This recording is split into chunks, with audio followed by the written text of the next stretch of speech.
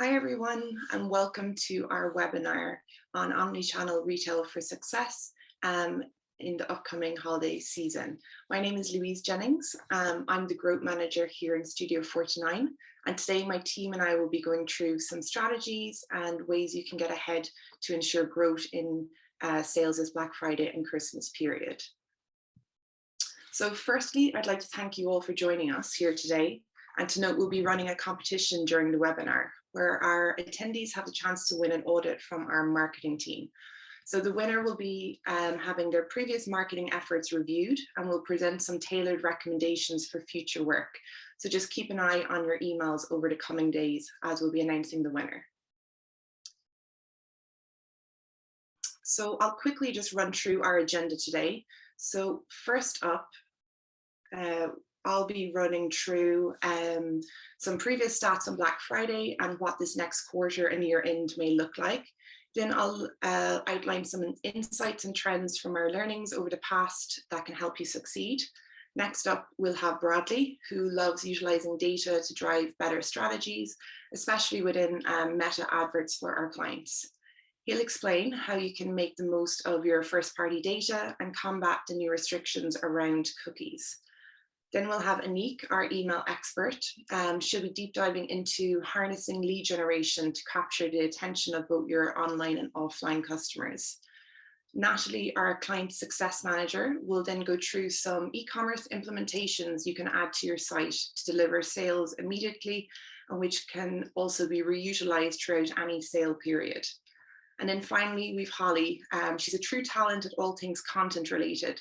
And she'll be explaining how to optimize in the lead up to the holiday season, going through some creative best practices and why it's important to utilize design at every touch point. So first up, we'll take a look at some past results and I suppose what predictions we can make with regards to sales during Q4. So I suppose I really wish I was able to brand this as a more predictable holiday season. However, there's still a large uncertainty around sales when it comes to the peak season ahead. So we have some catalysts such as the cost of living crisis, a drop in traffic and increased ad costs, and even some distractions such as the World Cup being on at the same time. These can all pose some threats to the peak season success this year. Overall revenue growth last year may have seemed disappointing for some of our retailers due to the inflated numbers they would have seen at that peak season in 2020. And this again was due to that reopening of stores, which suppressed that growth online that companies had during lockdown. So I suppose if we take a look back at 2019 pre-pandemic, the Black Friday was a weekend-long event with a few companies maybe pushing it to a 5-day sales period. By 2020, the trend of earlier starting dates, they escalated again by the global pandemic.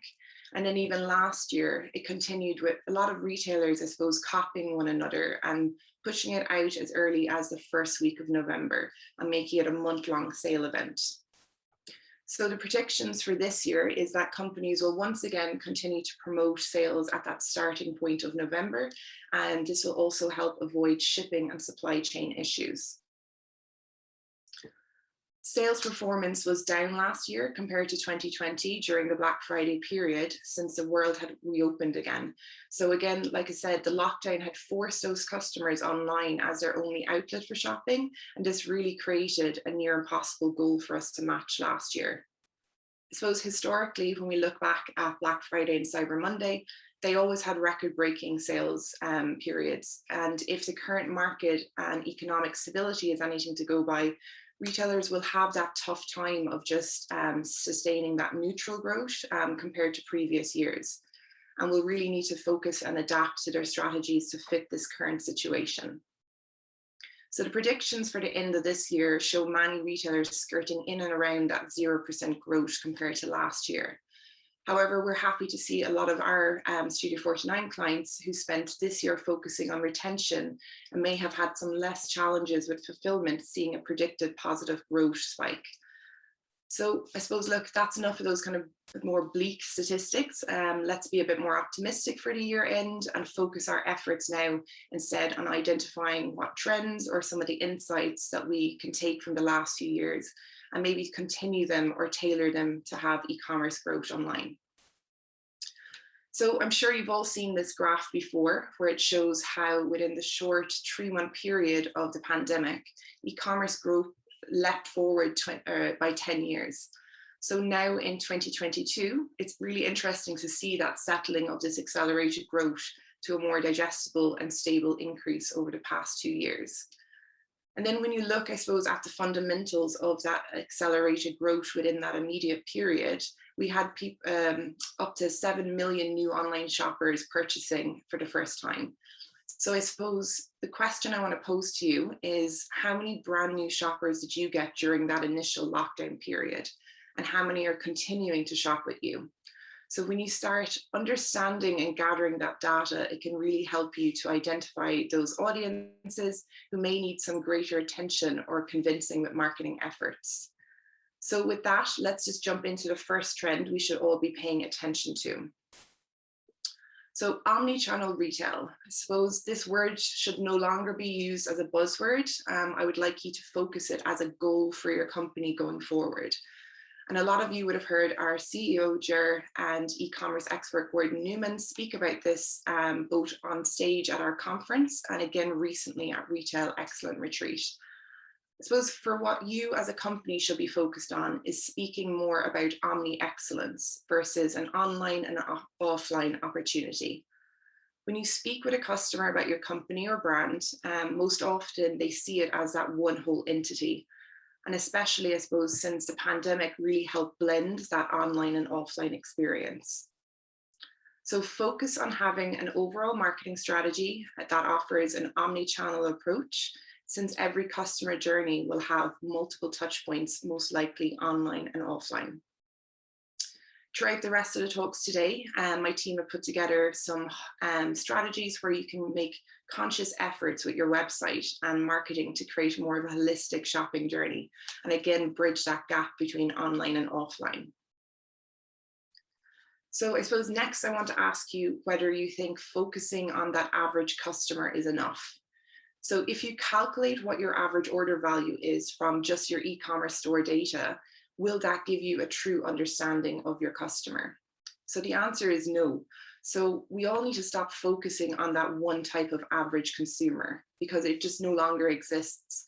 And it is not a true reflection of what your customer is. So with different generations now of consumers having increased or embraced online shopping since COVID, the so-called average consumer again is less relevant. So instead, what you need to do is start segmenting your audiences, focus on them in a different approach with your marketing. And again, when you think of even just the buying journey between a Gen Z versus maybe a baby boomer, these are vastly different. So they should be personalized and customized in individual ways. So research has shown that 70% of online shoppers are only even just buying once from an e-commerce store. So it's really important to make sure you're putting marketing efforts into your higher value customers as much as trying to gain the new customers. These customers might only make up a small fraction of your overall audience, but those high value customers can spend 3 times more. That means for every euro spent, the return on your investment goes up 3 times. And again, this means that for every high value customer you lose, your business is losing the financial equivalent of 3 customers. So what you need to do is begin identifying those average order values, those other KPI metrics, but within your customer segments. And this will gain, or you'll be able to gain a better understanding and have true targets for your company to hit and market to. So finding new customers, I suppose, especially after such an influx over the past 2 years, may be beginning to seem difficult. But with a lot of new transformations of online shopping, it can be a case of looking in a new direction, such as marketplaces. Think of each large entity, I suppose, like Amazon or eBay, each being a room within a house. And I suppose if you need to understand how you can then start communicating with your customers within these rooms. So it's possible to speak to them by having multiple large marketing budgets. But again, most companies can only afford to have 1 or 2, and you have to choose which room to invest in. Amazon's advertising business is growing at a rapid pace. And again, we've seen that with the recent fulfillment centers opening here in Ireland. So the success of this isn't going to slow down anytime soon. However, I suppose some businesses will find it difficult to compete in those larger ecosystems such as eBay, and should really focus more on a niche marketplace. So an example of this is Farfetch. These niche markets allow for higher in fashions retailers to have more of an inspirational shopping experience, similar to, I suppose, a boutique store. A lot of the larger marketplaces are lacking that experience, and this is where niche marketplaces may be suitable for your business. And finally, let's talk about cookies. So the internet was built on that concept of third-party cookies. So now with the new restrictions, those entire fundamentals are pretty much thrown out the window. And in 2020, we had the beginning of those iOS updates that brought some huge changes to data. These are continuing to roll out, and I suppose there's a lot more restrictions now around your applications and platforms, and even Chrome announcing that by 2024, they'll be stopping all third-party cookies. So investing in your first-party data and working with tools that help you utilize your own data is extremely important. Google Analytics is a tool that I'm sure most of you retailers will have used to show those trends and gain insights into your sales. But I suppose just to note that in July next year, that standard universal tracking that builds those results within GA is coming to an end. So instead, Google will be offering this new GA4 tracking solution that focuses more on behavioral data. We've begun offering our clients a solution to migrate to GA4 so they can rest assured, again, not to lose any of the data necessary for building those business insights. If you're interested in learning more about GA4, just keep an eye on our blog, where we'll be posting regular updates and recommendations for next steps to take. So with that, I'm going to pass you over now to Brad, and he'll explain how we can gather and use our data to make better informed decisions when marketing to our customers.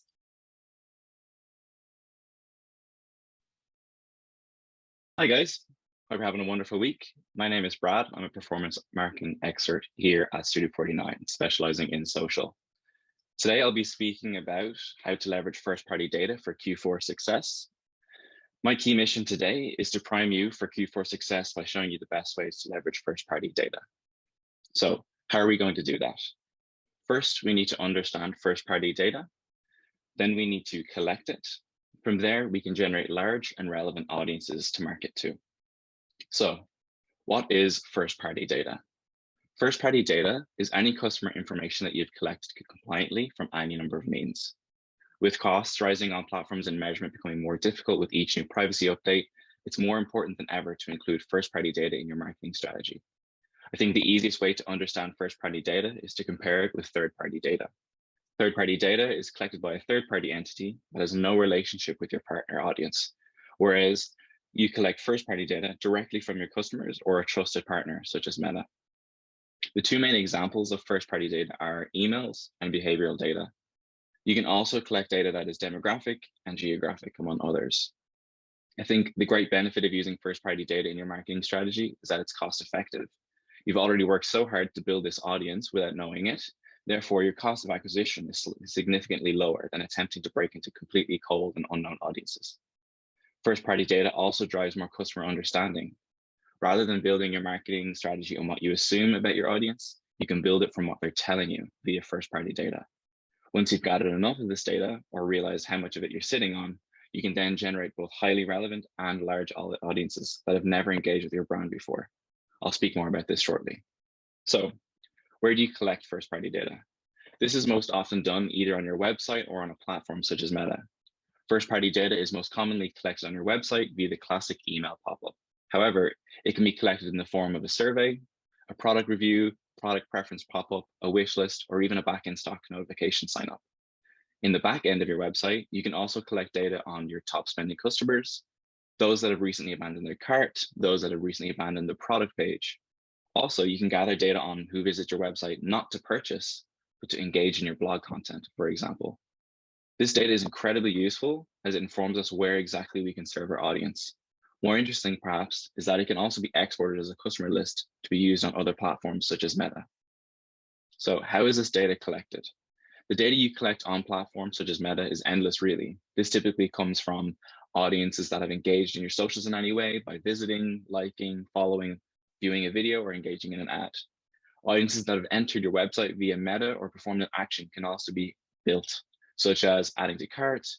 Add to carts can then be recorded by the Pixel or Conversions API, for example. One of the key benefits of using first-party data on Meta is that the information is hashed.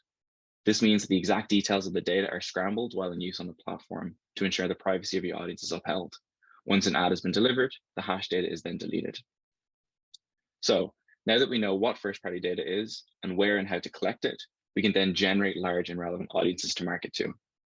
In this webinar, I'll be using the example of Meta and specifically Meta Ads Manager, but this can also be done in Google Ads, LinkedIn ads, TikTok ads, the list goes on. In Meta, there are a number of ways to generate audiences using first-party data. These include customer list uploads, such as the e-commerce store exports I mentioned previously, social engagers, so these can be anyone that has engaged in your post or your ads by clicking, liking, viewing, or sharing them. You can then segment this audience further by how far back they've engaged, all the way to 365 days. If they like you or follow your page can be another way to segment. Similarly to the above are video viewers.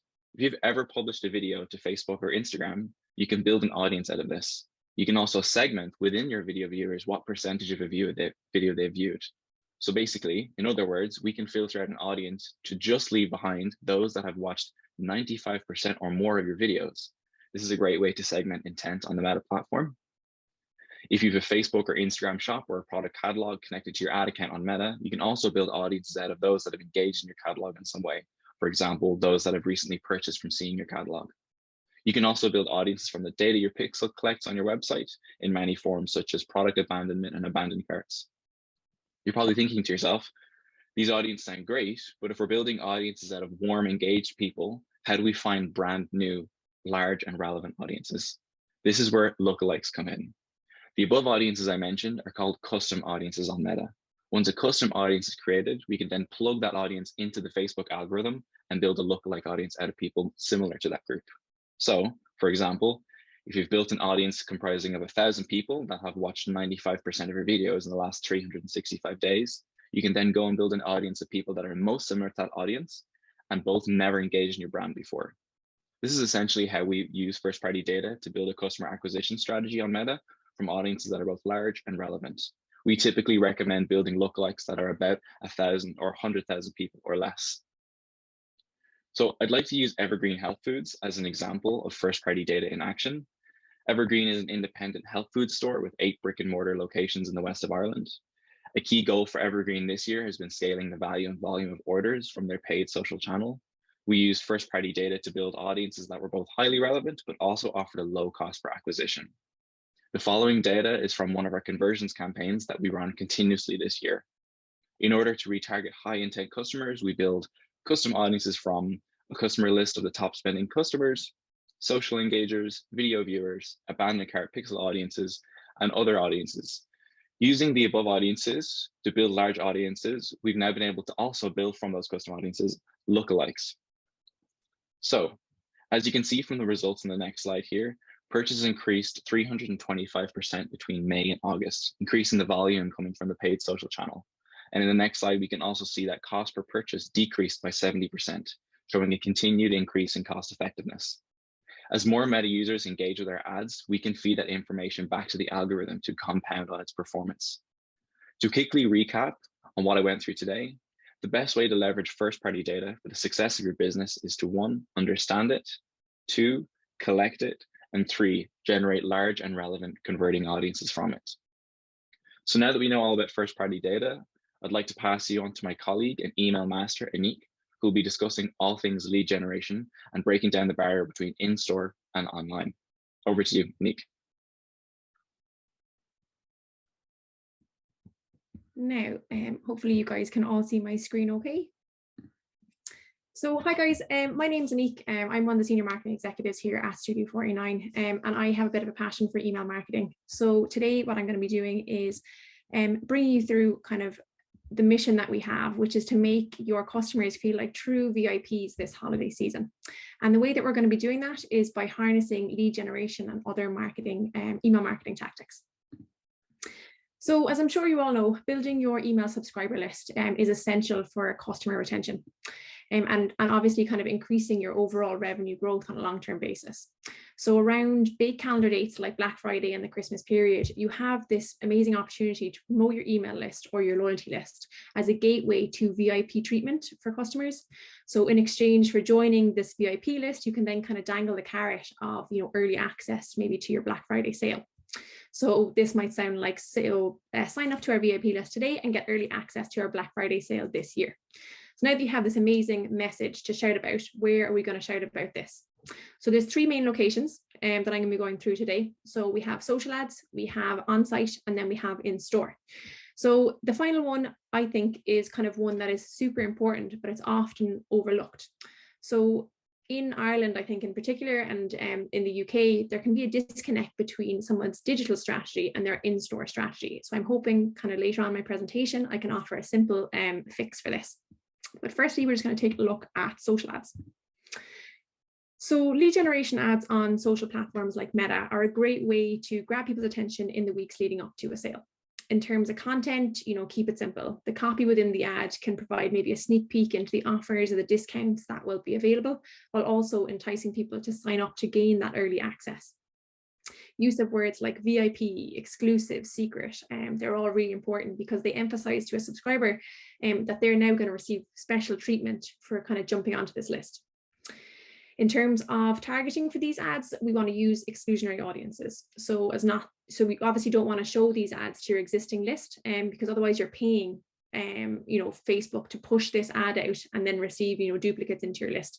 So if you use exclusionary audiences pulled from your Klaviyo or your Omnichannel account, that means you don't necessarily pay for your existing signups. As well as using paid channels like social media, we obviously need to shout about this VIP treatment on your website. So on site, there are a number of locations that can be updated and optimized during the holiday season. So firstly, we have the obvious one of your on-site pop-up. So rather than keeping maybe your standard sign up for 10% off pop-up text in the lead up to a key date like Black Friday, it's really good to switch this up to align with kind of very similar content to what I was showing you there in the social ad. So again, using words like exclusive, secret, VIP, super essential. But I'd also suggest using things like contrasting colors so they really pop when somebody lands on your site. In terms of timing, as I'm sure you know, it's really important not to bombard somebody when they first land on your site. They're already dealing with things like cookie notifications, or maybe a chat bot is popping up, maybe product recommendation tools are popping up when they first land on their site. So you really need to be considerate with your timing of your pop-up. If you display a pop-up too soon, you're going to end up disturbing your visitors. They'll be annoyed at you for interrupting that experience, and they're most likely going to exit out of your pop-up without even reading the message that it contains. So to make sure you're hitting people at the most appropriate time, I would suggest taking a look at your Google Analytics. So once you understand the average time that your customer is spending on a page, you can then aim to hit them about halfway through that session.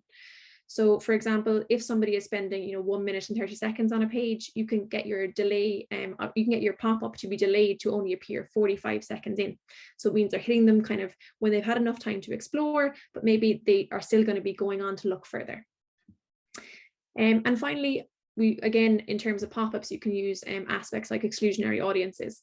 So basically, you don't want to show this pop-up to your existing subscribers, because if they've already signed up, they're going to be annoyed by the fact that you're kind of reminding them or trying to get them to do it again. Now, in addition to using pop-ups, if you're using a platform like Klaviyo, you can also amplify these pop-ups even more through the use of things called teasers. So teasers, if you haven't heard of them, they are a small reminder or like an announcement bar that you can add to your pop-up. So if a site user exits out of your pop-up, this reminder bar kind of stays on the side of your screen, like you can see here with McKenna Man, and it kind of serves as a reminder that the incentive is still available, even if they have exited out of that form before. So this means that if you have new users who maybe after that 45 seconds, they feel they haven't really explored enough, this will stay on the side of their screen and recapture their attention kind of once they've finished their exploration. In terms of design, again, Contrast in color is really important. So as you can see here, the yellow really stands out from the red background. But if somebody scrolls down further and they come to a white background, this yellow is still going to pop. So you need to kind of consider your design of the pages that it's going to be on and make sure that it's always kind of really contrasting to those designs. In terms of text, short text is obviously the most important. You need to create maybe like a sense of FOMO or, fear of missing out in as short of words as possible.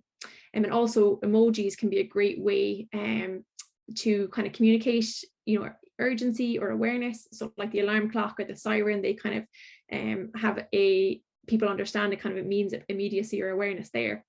So they're great things to include as well. But aside from pop-ups and teasers, there's also another great location that you need to be considering on your website. And that's landing pages. So landing pages can tick so many boxes when it comes to benefits. They can really create a sense of anticipation. They can answer, frequently asked questions that people may have regarding the upcoming sale. They can provide another sign-up location, and they can also be really, really good for SEO.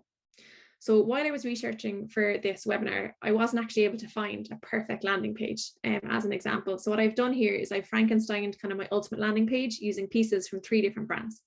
So from River Island at the top, I've borrowed their timer. So countdown timers are really great for building that anticipation that I mentioned before, but they also actually provide information as to the start date and time of your sale, which is great. From Native Youth in the middle, I borrowed their sign up form. So if someone has visited this page, it's quite clear that they really want to know about, your Black Friday sale and what's going on. And by offering early access there, you've got really high intent people that are likely to sign up via this location. And lastly, from Lululemon, I borrowed their frequently asked questions section. So this provides really great information as to, the what, where, and when of the sale, which site users may be looking for in that kind of build up to those key dates. And also it provides really great brand specific SEO, as I mentioned before, for Black Friday.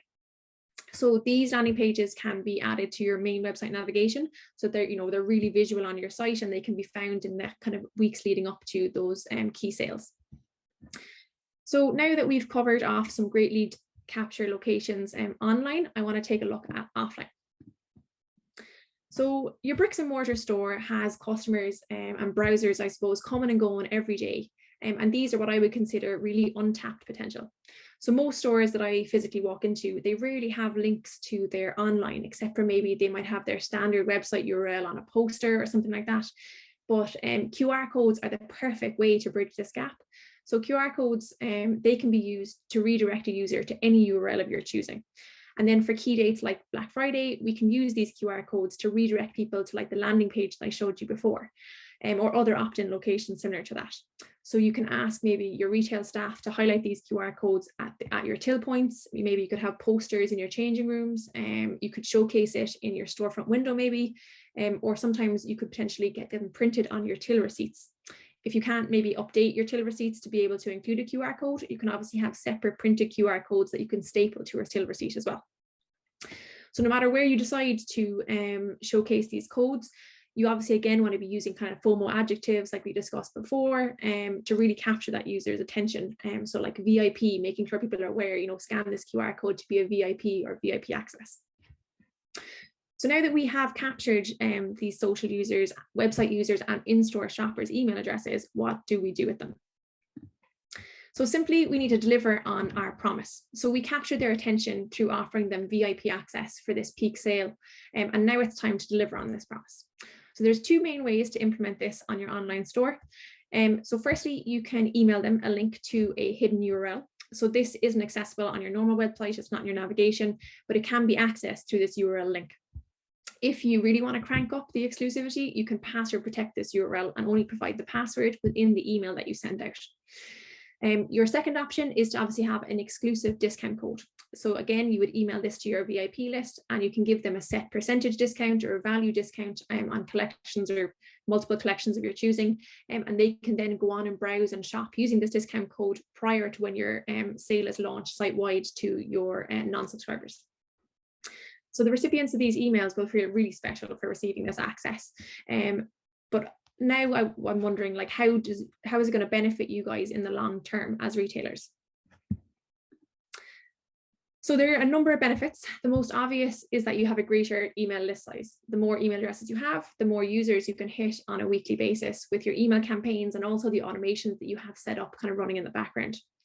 In terms of product preference, you can learn a huge amount about your new subscribers using kind of their shopping behaviors, their engagement behaviors. That's all going to be tracked within your email platform. And then you can kind of use this information to segment down your email list into kind of more relevant segments so that you can email them more relevant content going forward.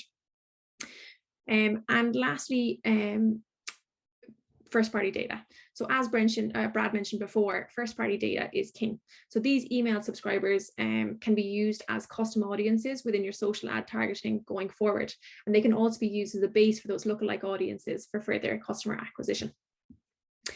So now that I've run through kind of all the ways that we can capture users' attention before Black Friday and other key holiday dates, I'm going to pass you to Natalie, and she's going to bring you through optimizing your site for this peak period. Thank you, Nick. Hello, everyone. My name is Natalie Bader, Client Success Manager here at StudioForty9. Today, I'll be sharing some of the best strategies you can implement so that you can achieve a successful Q4 this holiday season. So first up is prepare for the peak traffic. So the load speed of the site has been shown to have detrimental effects on overall revenue.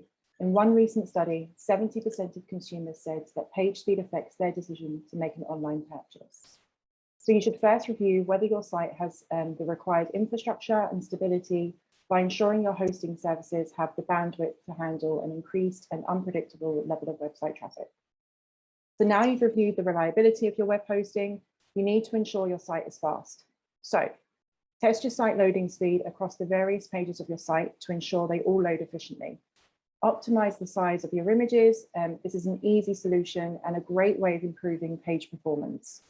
Using the correct formatting and guidelines for your online store, you can achieve quality images that users of the site can zoom in on and clearly see the details of the product without negatively affecting your site speed.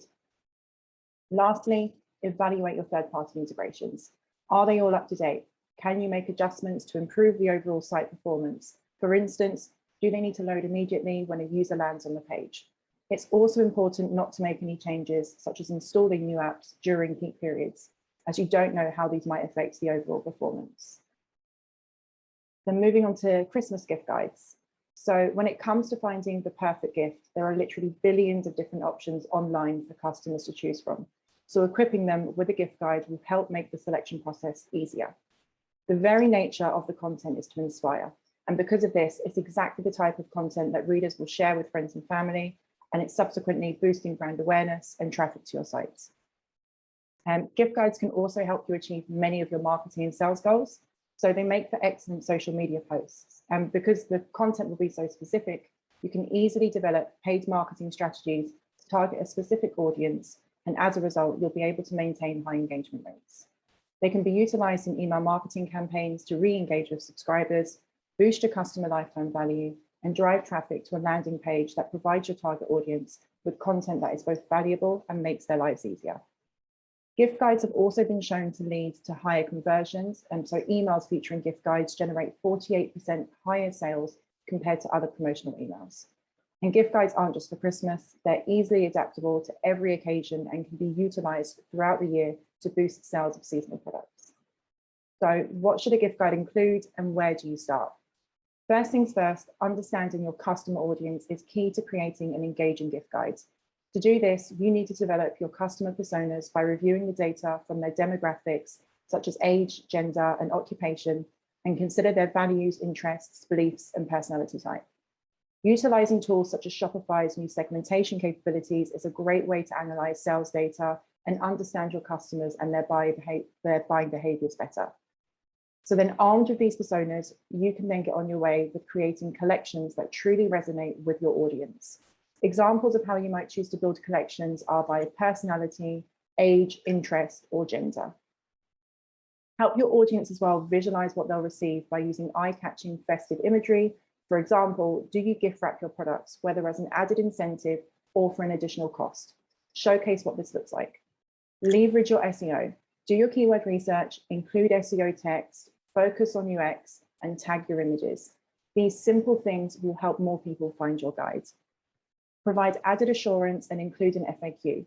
So tailor the content to the holiday season. Examples include your last delivery date, the returns policies, how to include a gift message or a gift receipt. And lastly, utilize the opportunity to cross-sell and bundle products to increase your average order value. I'll discuss this tactic more in the next few slides. So merchandising. Adopting an effective merchandising strategy will reflect positively on your revenue. So consider how you display your products on the collection page to improve the user experience. Use this space effectively by prioritizing in-stock products, highlighting products that are the best sellers, highly reviewed, and those which have historically been more likely to convert. And be sure to demote or hide all out of stock items.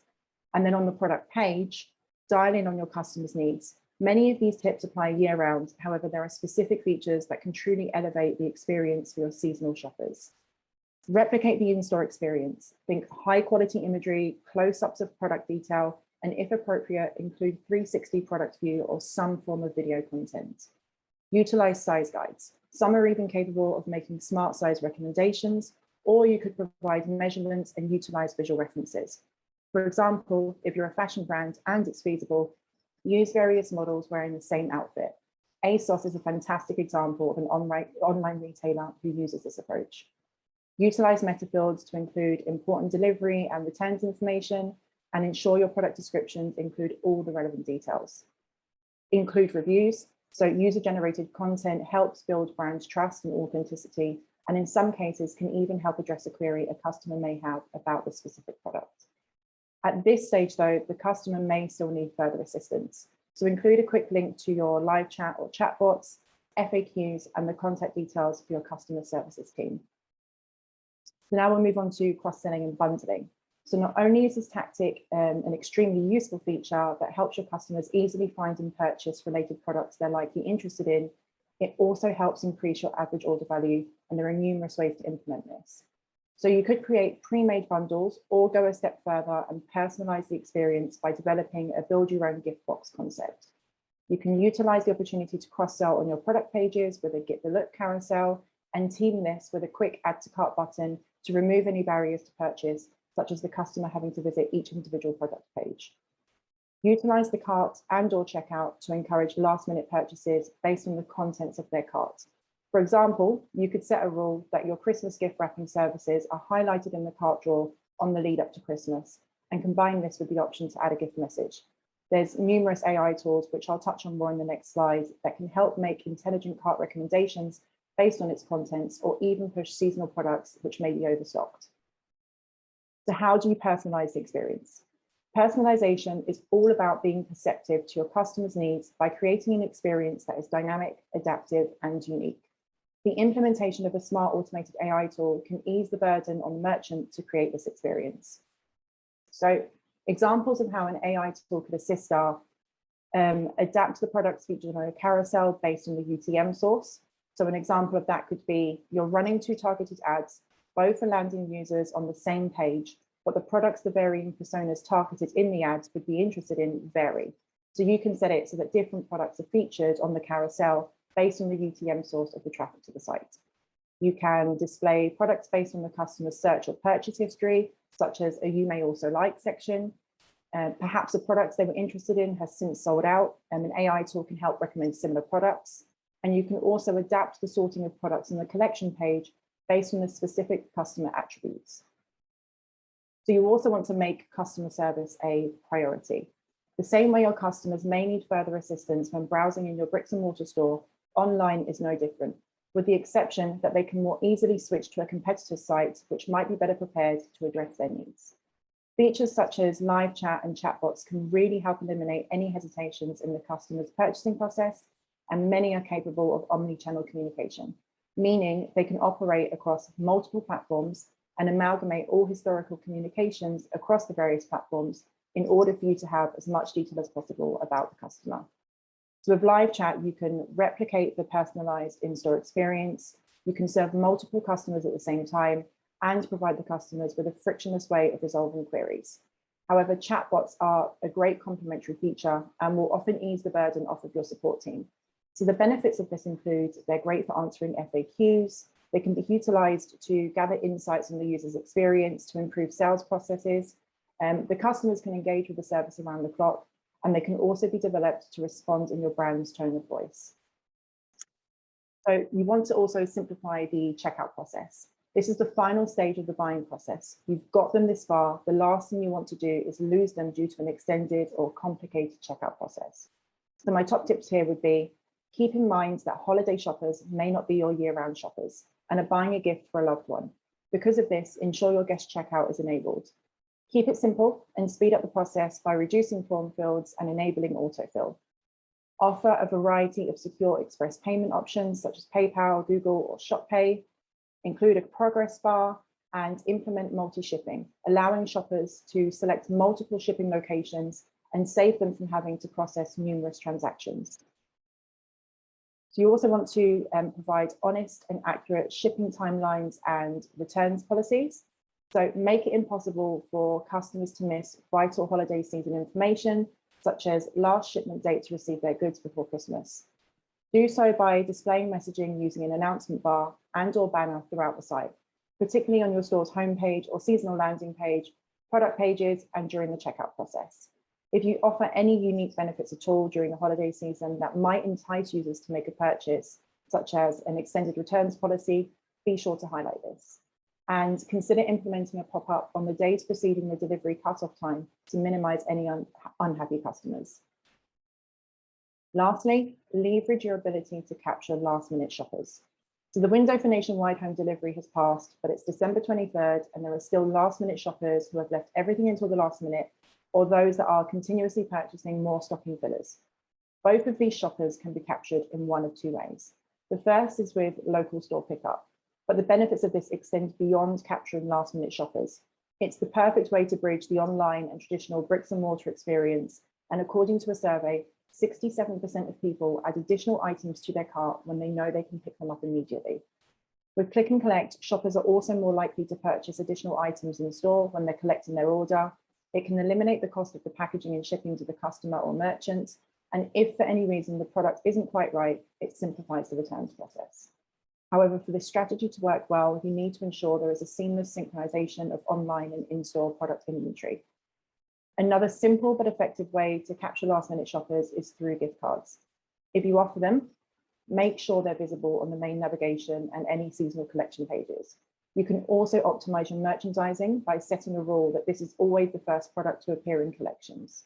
Gift cards are often the perfect gift, allowing customers to purchase from a brand they know the recipient loves, and the recipient gets to choose whatever they like, subsequently reducing the merchant's returns rates, increasing cash flow, and extending that window of time to purchase all the way up to Christmas Day for online vouchers. So that's all from me. I hope you guys have gathered some useful insights and strategies to implement this holiday season. If anything, it highlights how important your content is throughout each of the customer touchpoints, whether on the website or your marketing efforts, and the need for it to be cohesive. So with that, I will pass you over to my colleague, Holly Piper. Hi everyone, my name is Holly and I'm a marketing executive here at StudioForty9. So today my mission will be to optimize your content for the holiday season. So planning out your holiday marketing strategy is key to standing out in a large crowd of advertising. If you think about it, every store, whether brick and mortar or e-commerce, are advertising deals and customers are actively searching for them. So you want to optimize your content for the holiday season, but how are you going to do it? Well, three of the most important points that I'm going to highlight to you today are optimizing the lead up period, looking at creative best practices, and making sure you leverage design at every touch point. So the first point that we will look at is optimizing the lead up period. So here you can really focus on preparing your social media platforms. Think about your social media as your company's biggest brand awareness asset. It's where users will look at your branding, your personality, and your tone of voice. So some quick tips for making sure that your social media platforms are optimal include using your brand logo as your profile photo on all platforms to create coherency and brand visibility. Optimizing your Instagram bio to help with SEO and to increase the chances of users finding you. So here I would recommend researching your industry for the top keywords and use them as short and snappy focal points. Also updating all your links to make sure that they are working and that you're sending your customers exactly where you want them to go. So in particular, Instagram is great for converting buyers. According to Instagram, 70% of shopping enthusiasts turn to Instagram for product discovery. So make sure that your shopping links are updated for maximum conversion rates and showcase your products with beautiful, high quality imagery to really show off your brand. We also really want to focus on building anticipation and creating a sense of urgency. So while some shoppers enjoy the thrill of the hunt, others prefer to plan ahead and really take advantage of early bird sales. So make sure that you're rolling out your content in advance to warm up your audience to all of your deals. Use a content calendar to plan what you're going to post in advance, and do not start posting your sale content just 4 days in advance, or your strategy really will flop. So you might want to alter your posting schedule. You may have already nailed your best times to post throughout the week in terms of engagement. However, Black Friday may throw a spanner in the works. With so much social activity happening, your audience may not be sticking to their usual scrolling schedule. So if at all possible, analyze your previous year's Black Friday social activity and schedule accordingly. But if you don't have access to this, use your buyer personas and just put yourself into your buyer's shoes.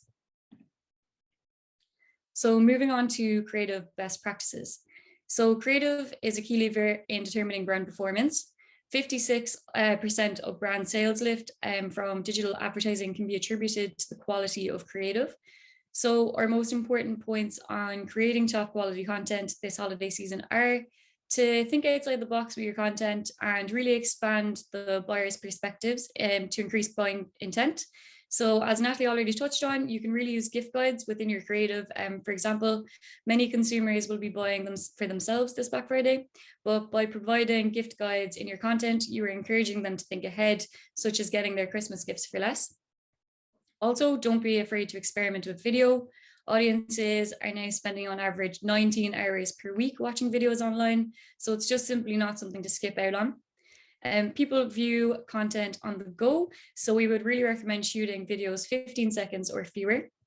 Make sure your content is designed for both sound on and sound off. If the viewer decides to watch with sound off, make sure that you're getting your vital points across via captions or subtitles. Also, make sure that you're getting your brand across within the first 3 seconds. You need to be instantly recognizable to the customer. When creating your top quality content, a simple but detrimental tip is to always optimize for mobile first. So this is the mode that most of your customers are going to be viewing your content from this holiday season. So really make sure that you're using the right ratios, for example, full screen content for your Instagram stories, and always make sure that you are shooting in the vertical. So now let's just take a look at the type of content you should be posting. So first, I will point out capturing the product in use. So you can use video to bring your product or service to life by showcasing key features or functionality. Next is lifestyle images. So showcase your products in context, and this will allow you to create a more meaningful brand experience. Keep in mind that the more authentic the image, the better, so people can relate. You should also be posting product images. So highlight the product details and leverage product assets that have a singular focal point, for example. And then finally, you can also use laydowns. So this is imagery that features a stylized laydown of your product. So for example, an outfit grid, or you could lay out the makings of your hamper box.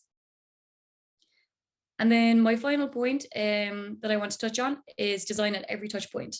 So a touch point is any time a potential customer or existing customer comes into contact with your brand before, during, or after they purchase something from you. So the 5 stages that your customer will go through this holiday season are awareness, consideration, decision, action, and loyalty. So what we really want to focus on here is the idea of omnichannel marketing, which Louise mentioned earlier on. So in terms of marketing, this means the seamless integration of branding, messaging, and online and offline touchpoints as customers move down through the sales funnel. So we want to enable a more impactful customer experience through this tactic.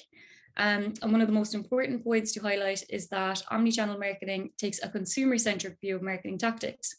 So consumers can now interact with brands on multiple channels, from social media to customer service hotlines.